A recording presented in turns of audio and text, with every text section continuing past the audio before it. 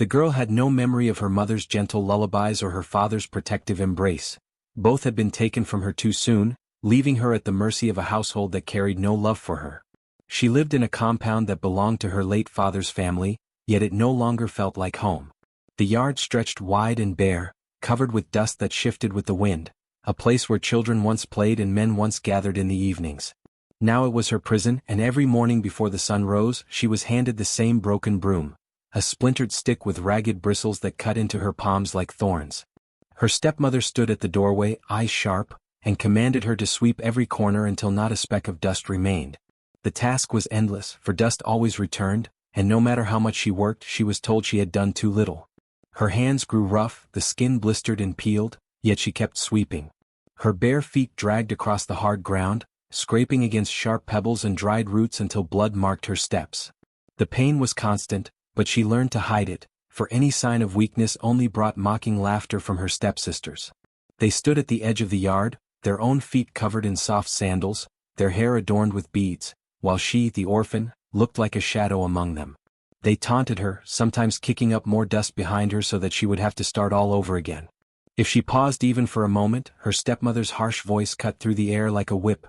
"Sweep! Sweep until your bones ache if you must. You are nothing but a burden." The villagers passed by the compound gates often, carrying baskets of yams or jugs of water on their heads. They saw her bent figure in the yard, the broom scraping endlessly, her dress torn and stained, her body trembling under the heat.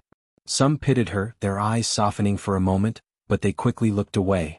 They knew her stepmother well, a woman whose tongue was as sharp as her temper, who held influence in small ways that made people reluctant to cross her. To speak on behalf of the orphan girl was to invite insult, ridicule, or even trouble for one's own family. And so, silence became their shield. The girl, however, did not hate them for it. She had grown used to silence.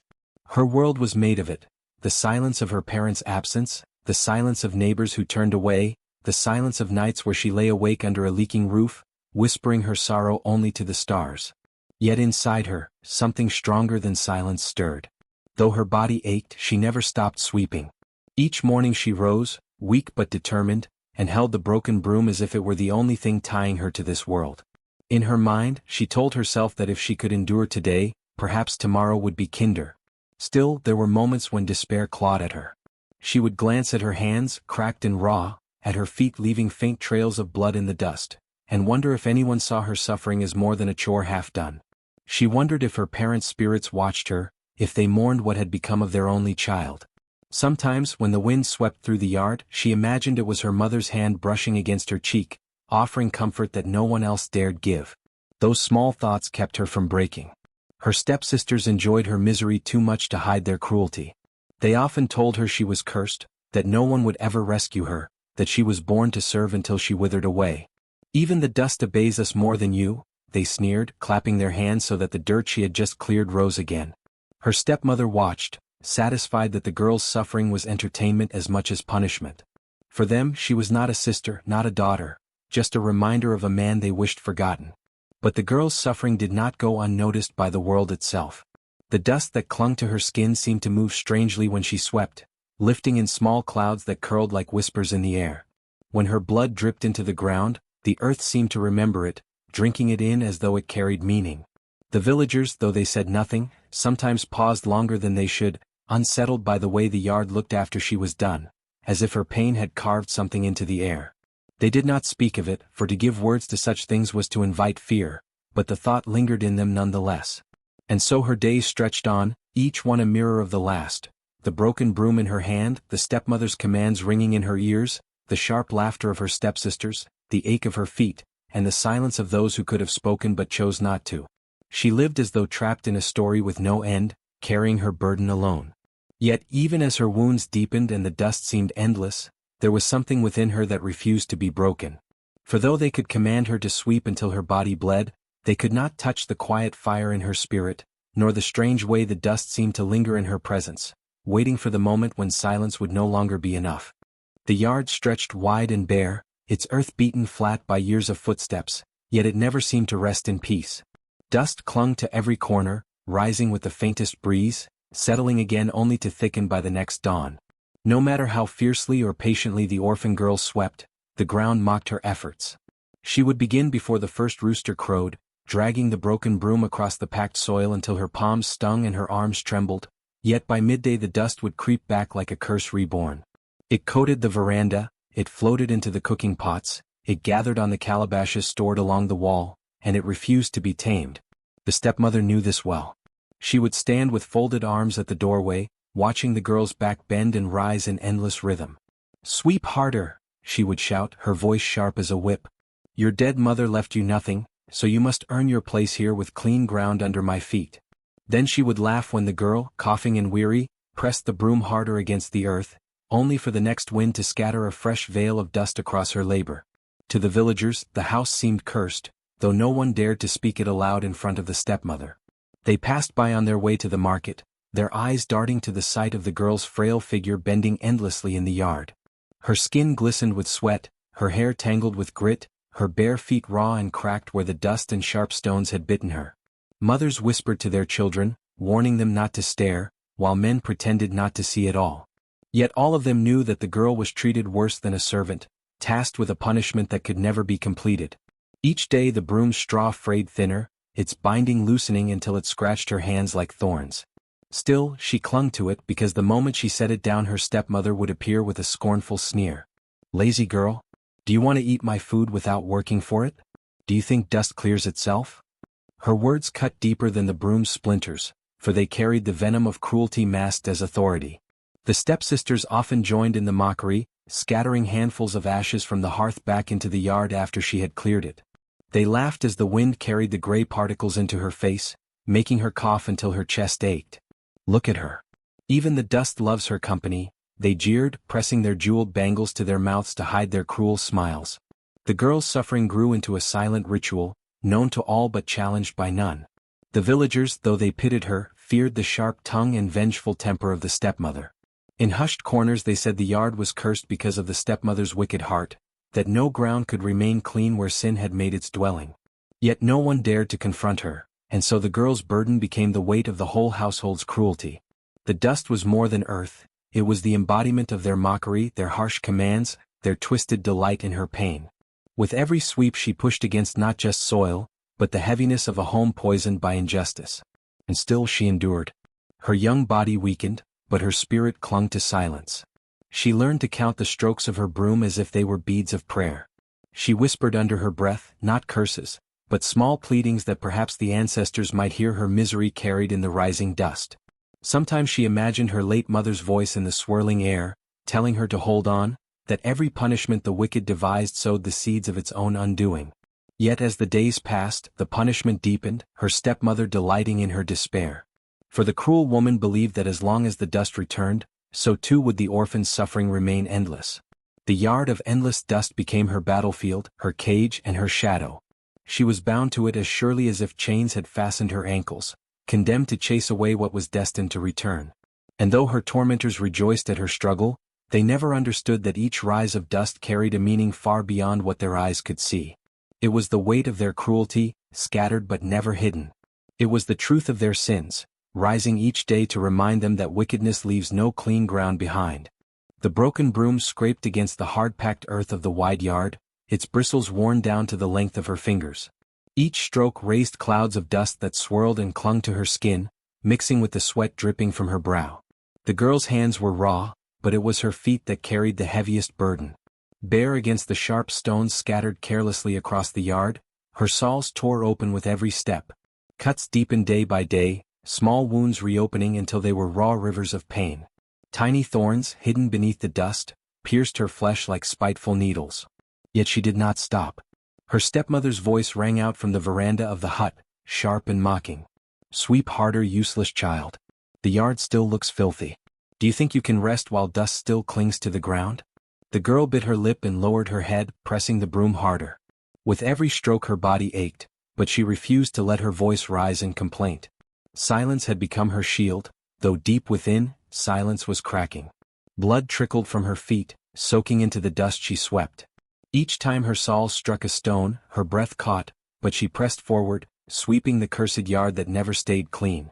Her stepmother smirked at the sight of her limping, for nothing pleased her more than seeing the girl suffer. But suffering could not drown the whispers of her soul. When the pain became unbearable, the girl would lift her head ever so slightly, close her eyes against the glare of the sun and sing. The tune was faint, carried softly on her breath, so low the stepmother could not hear.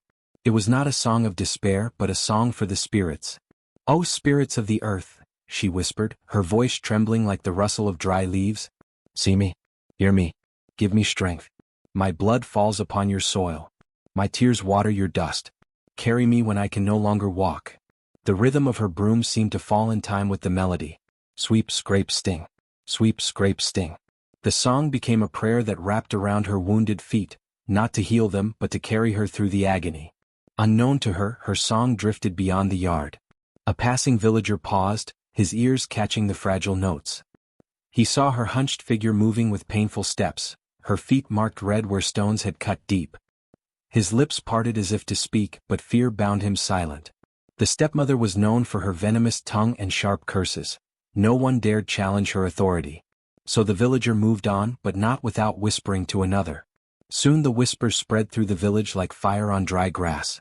They say her blood stains the soil. They say she sings to the spirits when the pain becomes too much. And the spirits listen. Each villager carried the tale, passing it along with a mixture of pity and awe. Though none dared to intervene, many began to wonder if the girl's suffering was planting something unseen beneath the ground.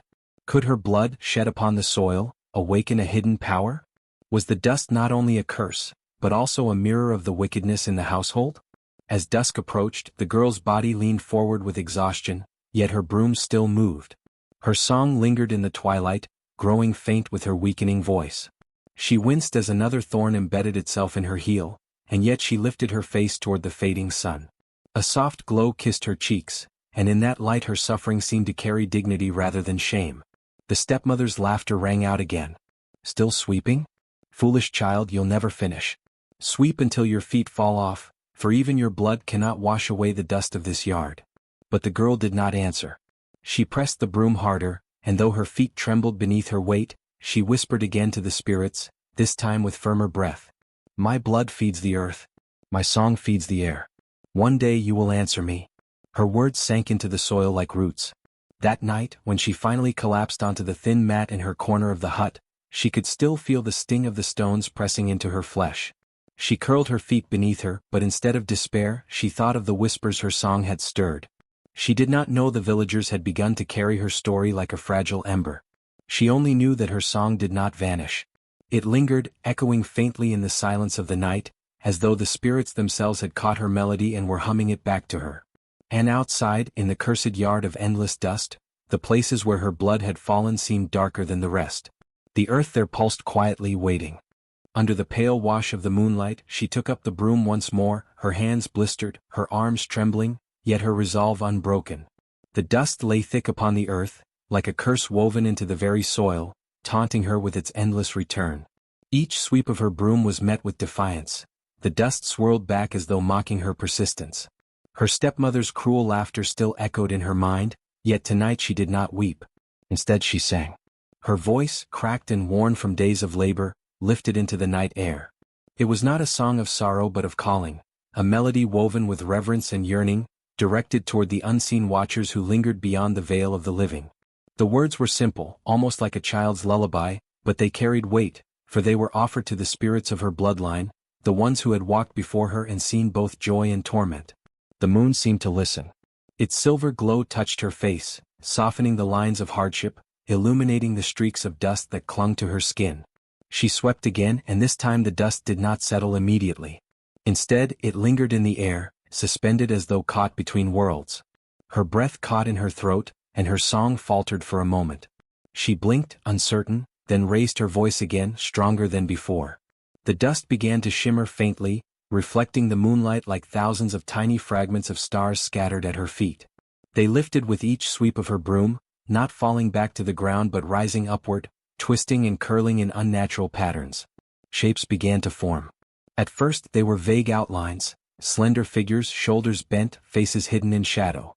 Then slowly they grew clearer, outlines of robes, hands folded in silence, eyes that seemed to glow faintly in the pale light. She knew, even before her mind dared to name them, that she was not alone. The ancestors had heard her.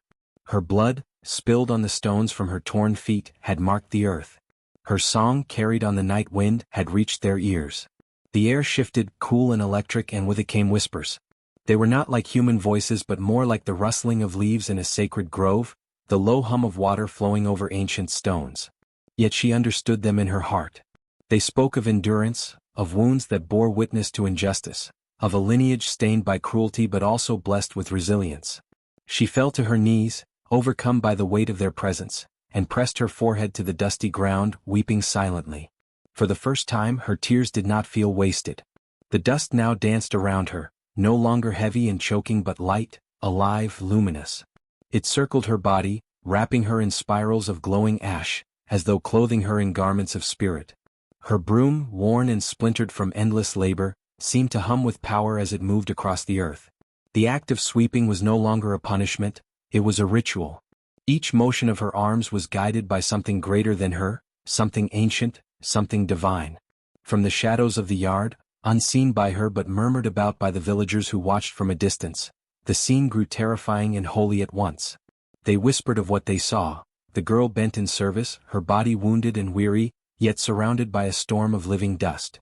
Her voice, fragile but unyielding, carried through the village like an incantation. Old women crossed themselves and muttered that the ancestors had stirred at last, that the sins of the household would no longer go unanswered. Children clutched their mothers' skirts, wide-eyed, sensing the shift in the air though they could not understand it. Even the trees at the edge of the yard seemed to lean closer, their branches quivering as if listening to the voices on the wind. She lifted her head at last, her face streaked with tears and moonlight, and though she could not see their forms clearly, she felt their presence circling her like a shield. The whispers grew stronger, forming into words she could almost grasp. They promised strength but not without cost. They promised justice, but justice that would shake the ground and unsettle the guilty. She bowed her head in acceptance. Whatever path they laid before her, she would walk it. Her suffering had been long, her spirit had been tested, now her pain had become an offering and the ancestors had received it. The night grew colder and yet she did not shiver. The dust finally settled but it did not return to its dull, choking state. It lay on the ground in patterns, spirals and symbols etched into the earth as though written by invisible hands. She stared at them, her heart pounding, for she knew they were not random. They were messages, perhaps warnings, perhaps blessings, left for her to interpret in time. When the whispers faded and the dust grew still, she was left in silence. But it was not the silence of abandonment. It was the silence of presence, heavy and alive, like the pause before a storm. She rose slowly, clutching the broom to her chest, and gazed at the yard that had once been her prison. It no longer felt like a place of torment. It felt like the altar of something awakening. That night she did not sleep. She sat by the patterns in the dust, watching the moon travel across the sky, her mind echoing with voices that belonged to 1,000 years of memory. She knew the world had changed even if no one else could yet see it. The ancestors had stirred, and with them came a tide that would not rest until the household's cruelty was answered. The whispers of the ancestors had unsettled the stepmother's heart. Though she pretended not to hear them, the faint shimmer of dust that followed the girl as she swept had not escaped her sharp eyes. Each night she lay awake, imagining what would happen if the villagers discovered the truth, that the girl's suffering had begun to stir forces beyond her control. Fear disguised itself as cruelty, and cruelty sharpened into command. The next morning, while the village still drowsed under the pale light of dawn, the stepmother's voice tore through the quiet like a whip. "You will sweep the courtyard from sunrise to sunset barefoot," she barked. "No rest, no food until I say so. The dust shall eat your lungs and the stones shall drink from your feet." The girl, already weakened from the previous day, bowed her head and accepted the command. She did not argue. She did not plead. But as she stepped onto the rough ground, each stone cut into her skin like a blade, and each thorn dug deep as though the earth itself conspired against her. Her bare soles were soon streaked with blood, yet she held her broom and pushed the dust forward, her breaths ragged but steady. The stepmother stood in the doorway, her arms crossed, a cruel smile tugging at her lips. The stepsisters crowded beside her, their laughter spilling into the air. "Look at her," one sneered. "Even the ground does not want her touch." "Her feet bleed like a butchered goat," the other giggled. "Perhaps the soil is feasting on her weakness." But the girl did not stop. Each stroke of the broom was a defiance, each drop of blood a silent oath. Though her body faltered, her spirit grew heavier, stronger, like iron hammered in fire. she whispered beneath her breath, her lips moving in rhythm with the scraping of the broom. Spirits do not forsake me. Ancestors carry me. As the hours dragged on, the pain became unbearable. The sharp edges of stones tore deeper into her flesh, leaving crimson trails in her wake. She stumbled, the broom clattering to the ground. For a moment, the stepsisters erupted in laughter, clapping their hands as though they were watching a performance meant to amuse them. She falls. She falls, one cried, almost dancing with delight. Perhaps she will die there in the dirt where she belongs, the other added. The girl's vision swam, her arms trembling, her breath broken. Yet somewhere within, a flame refused to go out. She dragged herself upright, her hands shaking as she reclaimed the broom. Her knees wobbled, her feet screamed in agony, but she swept again, pushing the dust forward as if her very soul depended on it. The stepmother's smile faltered for the briefest second. She had expected collapse, defeat, surrender. Yet here was a girl who rose again and again, each time stronger than before. Fear stirred within her heart, but she quickly cloaked it with scorn. "Do not think your pitiful endurance will change anything," she hissed. "You are nothing but a slave in this house." The girl gave no reply. She had long since learned that her silence cut deeper than words. Instead, she let her actions speak, sweep after sweep, step after bleeding step. As dusk approached, her feet were mangled, her soles raw, the ground beneath her painted red with her suffering. The villagers passing by could not help but notice. They slowed, whispering among themselves. "Does she not bleed too much?" one murmured. "Why does she not fall and stay down?" asked another. "She bleeds, yet she rises. What kind of strength is this?" Their voices carried, but the stepmother glared at them until they hurried away. Still, seeds of curiosity had been planted. The villagers had seen the girl's agony, and they had seen her endurance. Quietly, the story began to travel, of the orphan whose blood fed the soil and whose spirit could not be broken. The stepsisters, however, were blind to it all. They saw only a source of entertainment. "Dance for us, bleeding one," they mocked, clapping in rhythm to her limping steps. "Yes, sweep faster. Perhaps if you bleed more, the ancestors will carry you away." Their laughter echoed, but even that could not shake the girl now. For each insult, she remembered the whisper of the ancestors. For each wound, she remembered the shimmer of the dust.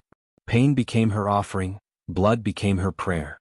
She was no longer sweeping for them, nor even for herself. She was sweeping for something greater. When the sun finally dipped behind the horizon, the stepmother relented, though not out of pity. "Enough for today," she said sharply. "But tomorrow you will begin again. And the next day and the next, until the ground itself swallows you whole." The girl lowered her broom, her body trembling. She wanted nothing more than to collapse, to sink into the earth and vanish. Yet even as exhaustion pressed against her bones, there was a quiet light in her eyes. She had endured another day, and with each day endured, her strength grew less human, more eternal. The stepsisters laughed one last time before retreating inside, but the villagers, hidden in the shadows, watched with reverence. They saw not weakness but resilience, not defeat but a rising power. And though they dared not speak too loudly, they carried whispers back to their homes. The girl's suffering was no longer a secret cruelty, it was becoming a legend. The sun rose that morning like a blazing spear thrust across the sky. The air shimmered with heat, and not even the crows dared to caw from the withered trees. It was the hottest day of the year, the kind of day when even the earth seemed to groan under the weight of the sun's fury. Yet inside the compound of the stepmother, there was no mercy. The young girl, frail from endless labor, was commanded to sweep from dawn until dusk without pause. Her stepmother's voice cracked like a whip. "Do not stop, girl. Sweep until the earth shines. If I see a speck of dust when the sun sets, you will go hungry again tonight." The girl bowed her head and began her work. The broom, made of stiff reeds, scratched against the dry ground. Her bare feet, already blistered from days of torment, sank into the burning dust. Each stroke of the broom lifted small clouds that clung to her skin, filling her lungs with grit. Sweat poured down her face and mixed with tears, but she did not stop. The stepsisters lounged in the shade, fanning themselves with palm leaves, watching her struggle with cruel delight. "Look at her," one sneered, "a servant in her own father's house." "She is like a goat," the other mocked, "always bending, always sweeping. Soon even the dust will laugh at her." But the girl did not answer. She pushed the broom harder, though her arms trembled. The ground beneath her seemed endless, each sweep birthing another layer of dust that would not rest. Her body cried for rest, her lips for water, yet she endured. For somewhere deep within her chest, the song of the ancestors hummed, a memory of the night when the dust had stirred to life. As the hours dragged on, the cruel heat pressed down like a hand intent on smothering her. By midday the girl collapsed to her knees. Her palms pressed into the dirt, leaving streaks of blood where sharp stones had cut her skin. For a moment she could not breathe, her vision swam with white spots. The stepmother laughed, her voice shrill. "Weak child. Even the ground rejects you." But the girl rose again, swaying, her breath ragged. She gripped the broom as if it were a staff of power. Each stroke became slower, heavier, but with each motion her determination hardened like iron. She would not give them the satisfaction of her surrender. By late afternoon, her feet left small trails of blood across the yard. The dust clung to it, turning the ground into a grim tapestry of red and brown. The stepsisters pointed and laughed louder. "See how the earth drinks her blood. Soon there will be nothing left of her." What they did not see was how the dust began to stir. At first it was faint, a shimmer beneath the sunlight, as though the air itself trembled. Then it thickened, swirling in strange currents that did not follow the wind. The girl, half-conscious, felt it. The ancestors were listening. The ground she had swept with her blood and tears now responded like a living thing. As the sun dipped toward the horizon, the final command came. "Faster," the stepmother barked. "Sweep, sweep until the stars rise." The girl raised her broom once more, and with the motion the dust rose too. But this time it did not settle back to the earth. It whirled higher, thickening into a violent storm. The villagers, who had gathered at a distance to witness the girl's suffering, gasped in fear. "What is this?" one whispered. "The air moves like spirits," another murmured. The dust spun faster, a churning mass of earth and ash. It twisted like a serpent and then broke into waves that lashed against the stepmother and her daughters. They screamed as grit filled their eyes, their mouths, their noses. The storm clawed at their faces, blinding them. They stumbled, choking, their laughter now turned to shrieks. The villagers backed away, shielding themselves with cloths and hands. None dared to approach, for it was clear that this was no ordinary storm. It was as though the ancestors themselves had risen from the soil, answering the blood of the oppressed with wrath. The stepmother clawed at her throat, coughing violently. Her once commanding voice broke into ragged gasps. "Help, help me," she cried, but no one moved. Her daughters fared no better, their bodies collapsing in the yard, writhing as though invisible hands pressed the dust deeper into their lungs. The girl stood in the center of the storm, untouched. Her hair whipped about her face, her eyes glowed with a fierce light. The broom in her hands felt no longer like a burden but like a staff, a symbol of her endurance and suffering. The dust swirled around her but did not harm her, wrapping her in a mantle of protection. The villagers began to murmur among themselves. "She is chosen. The ancestors fight for her. This is justice." The stepmother's cries grew weaker. She fell to her knees, clawing at the ground, blinded by the storm. The stepsisters curled on the earth, their laughter now silent, their mocking mouths filled with the very dust they had scorned. At last, as the sun slipped behind the horizon, the storm subsided. The dust fell like ash after a fire, blanketing the compound in silence. The air was thick with the smell of earth and sweat, of vengeance fulfilled. The girl dropped the broom, her arms trembling. She swayed, then steadied herself. Around her, the villagers approached cautiously, awe written across their faces. None dared to touch her. She was no longer the servant girl, no longer the mocked orphan. She was something more, something powerful. The stepmother and her daughters lay sprawled in the dirt, their chests heaving weakly, eyes swollen shut. They were alive but broken, stripped of their cruelty, their pride ground into dust. The villagers bowed their heads. Some whispered prayers. Others looked upon the girl with reverence, for they knew that what they had witnessed was a reckoning, the wrath of the ancestors made manifest through her suffering and endurance. And the girl, though weary, lifted her gaze to the sky. The stars blinked awake, one by one, and in their light she felt the whispers of her ancestors. Their voices were not of wrath now, but of pride. She had endured and she had risen. That night the dust settled, but its memory would not. The village would speak of this day for generations, the day when cruelty was swallowed by the earth itself, and when a girl's blood turned dust into a storm of justice. The dust that moments before had risen like a storm of wrath now shifted its course with a strange intelligence. Where it had blinded and suffocated the stepmother and her daughters, it seemed to cradle the girl as though it recognized her suffering. A perfect circle formed around her, a swirling boundary of dust that moved like a living thing, shielding her body from the chaos that engulfed the yard. The villagers who had gathered to watch gasped in awe, whispering among themselves. Never before had they seen dust behave like this, not as a storm but as a spirit. Inside that protective circle, the girl felt the weight of her exhaustion, the burning pain in her feet, and the countless scars of years spent in servitude. Yet, she also felt a coolness rise through her body, as though the earth itself was drawing the pain away. The blood on her heels began to fade, the gashes on her skin slowly closed before the eyes of everyone watching. Her trembling body grew steady, and her posture, once bent from endless labor, straightened with quiet dignity. The rags she wore, torn, dusty, and patched beyond recognition, began to shimmer as if touched by unseen hands. At first, the shimmer was faint, like moonlight caught in cobwebs, but then it deepened, glowing with golden threads that seemed woven by the ancestors themselves. Her clothes stretched and reshaped, transforming into garments of silk that clung gracefully to her figure, flowing with the wind as though alive. Patterns appeared on the fabric, symbols of her people, motifs of resilience, strength, and honor. It was no longer clothing, it was a mantle of blessing. The villagers fell to their knees, murmuring prayers. Some called her daughter of the ancestors, others whispered that she was chosen by the spirits that governed the land. Even the elders, who had long remained silent in the face of the stepmother's cruelty, now bowed their heads. The girl lifted her hands, marveling at what had become of her wounds. Her palms, once calloused from years of scrubbing and sweeping, were smooth, glowing faintly as though carrying fire within. When she touched her chest, a warmth spread outward, reminding her of the lullabies her mother used to sing before she passed. She understood in that moment that she was not abandoned.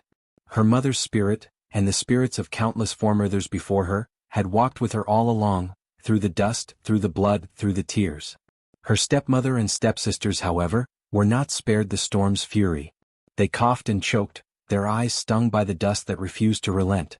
They clawed at the ground, begging for mercy, but none came. The girl did not move toward them, nor did she speak. She simply stood within her circle of protection, watching as their cruelty was returned to them in kind. For the first time, the balance of the world had shifted, and justice wore the face of dust. Then something extraordinary happened. The circle around her rose higher, spiraling like a pillar that reached toward the heavens. The dust was no longer ordinary, it glittered like crushed stars, shimmering gold and bronze. It carried her upward, not far from the earth, but enough that all the villagers could see her lifted above her oppressors. Her hair, tangled and dulled by neglect, loosened and lengthened, gleaming like black silk caught in sunlight. Her eyes, once dimmed by suffering, now burned with clarity and power. Gasps filled the air. To the villagers, she was no longer the orphan girl they had pitied in silence.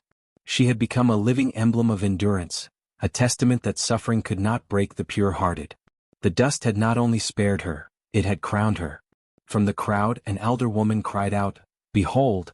She is the chosen one. The ancestors have spoken through the storm." Others echoed the cry until it became a chant that rolled through the village like thunder. The girl, still silent, felt no pride in the adoration. What filled her heart instead was peace, a peace she had long thought impossible. She understood that her years of pain had been a crucible, shaping her into something more than flesh and bone.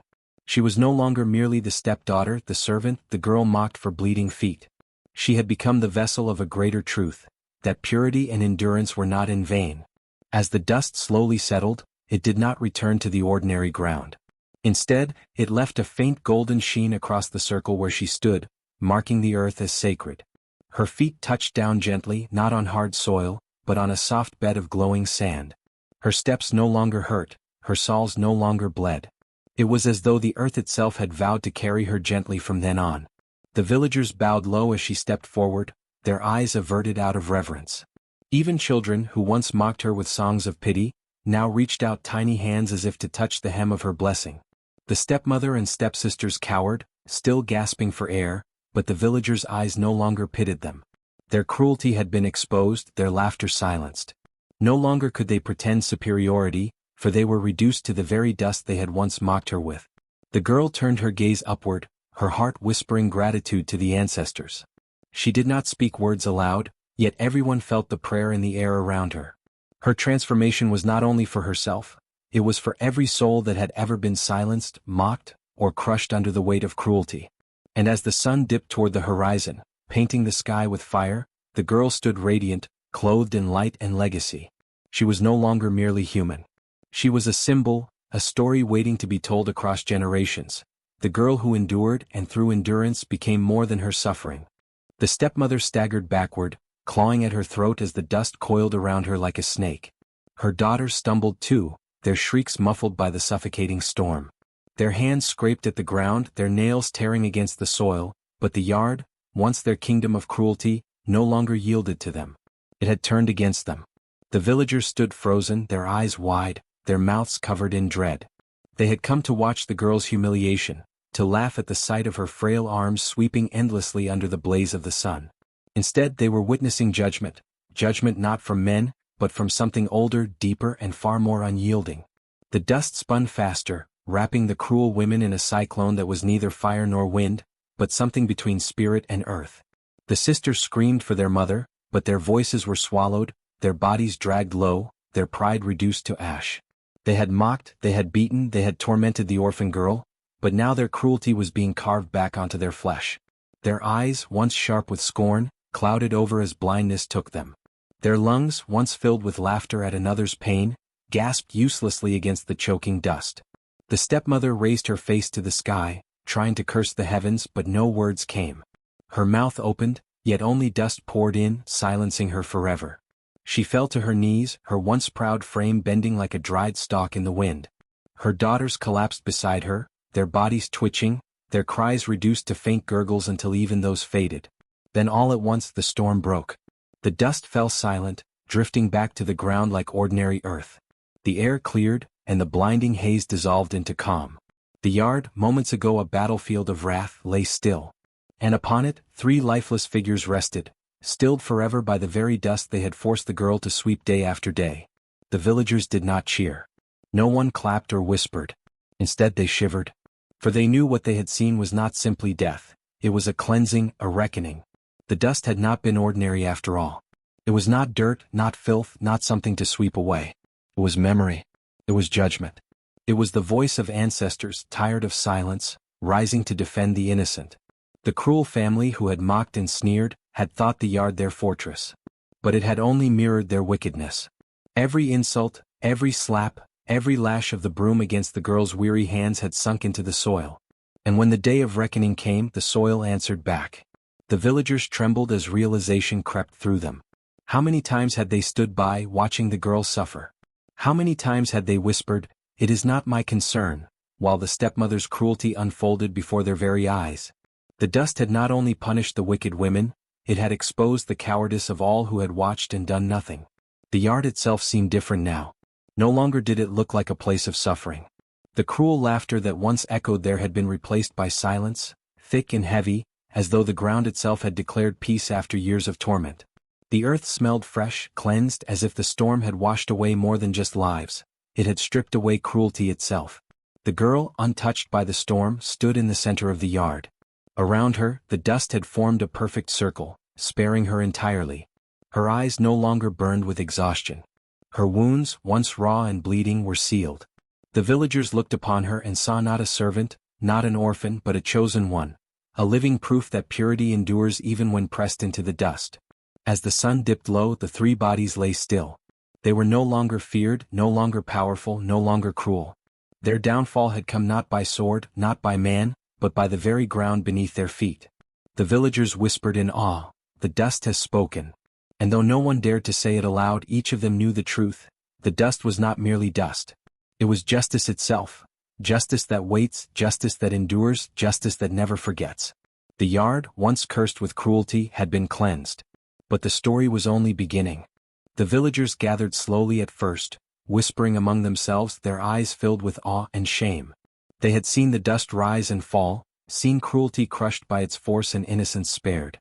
The girl who had once been mocked and tormented stood radiant in the middle of the village square, her presence commanding respect in a way no chief or elder ever had. Children who once laughed at her ragged clothes, now clung to their mother's legs and stared with reverence. The elders bowed their heads, not out of obligation but because they saw in her something greater than themselves. They began to call her Daughter of the Dust, a name whispered as if it carried a blessing in itself.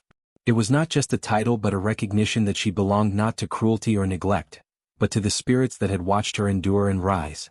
In the days that followed, the villagers brought offerings to her doorstep, baskets of yams, jars of honey, woven cloth dyed in brilliant colors, and beads carved from sacred stones.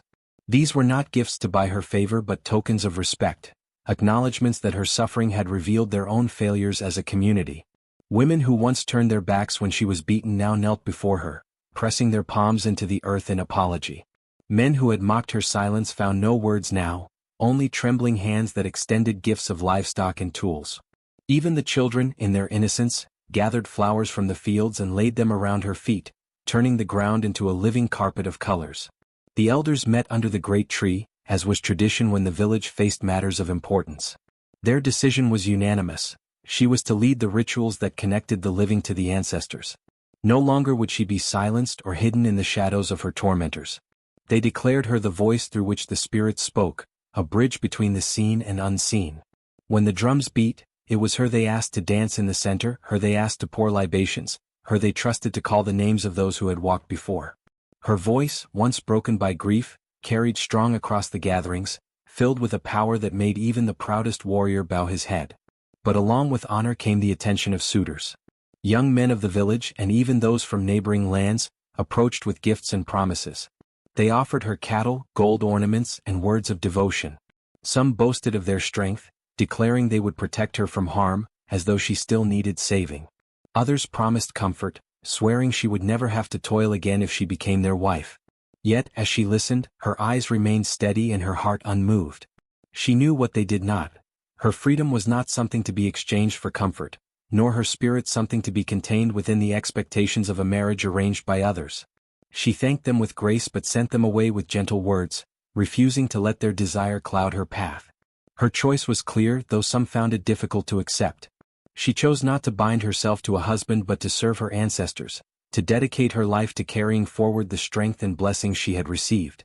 To her, this was not rejection of love but a higher embrace, a love for the land, the people, and the spirits that had carried her through despair.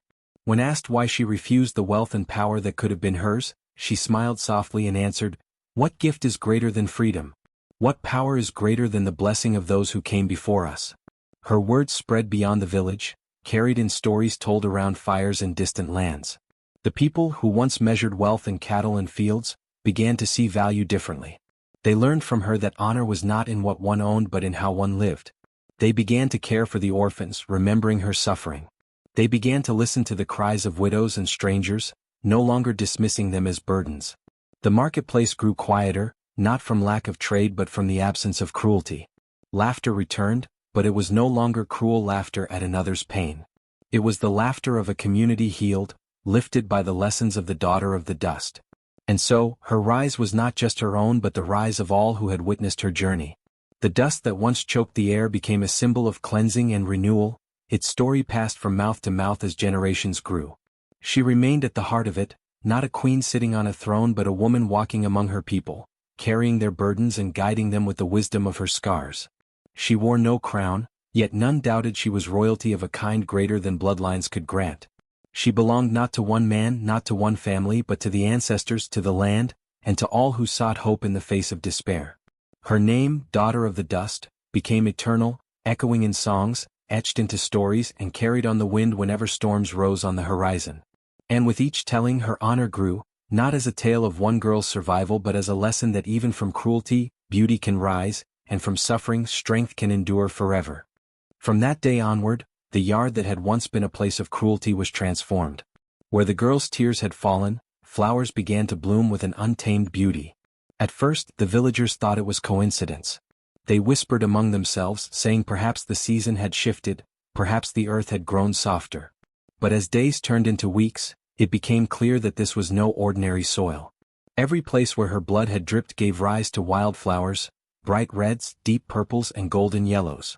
Even in the dry season, when no plant dared to sprout, her yard remained green, flourishing as if kissed by the hands of the ancestors themselves. Children came running to pluck petals and old women brought baskets to collect herbs that grew at the edges. They discovered the plants carried healing properties, curing fevers, soothing wounds, and calming restless spirits. The dust that once bore witness to cruelty had become a sacred ground, a living altar of endurance and justice.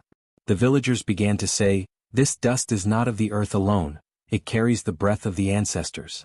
They saw it as a mirror that had revealed the wickedness of the stepmother and sisters, and then in mercy had restored dignity to the girl who had suffered in silence. Soon, no one passed the yard without bowing their head or placing a small offering of grain, kola nuts, or cowries at its boundary. The yard was no longer a household space, it was a shrine. The girl, now free of her tormentors, did not keep this blessing for herself.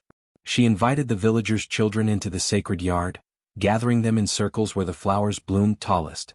There she taught them songs of resilience, of rising after hardship, of voices that could not be buried. Her voice carried the rhythm of the drum and the tenderness of lullabies, and the children sang back with wide eyes and steady feet.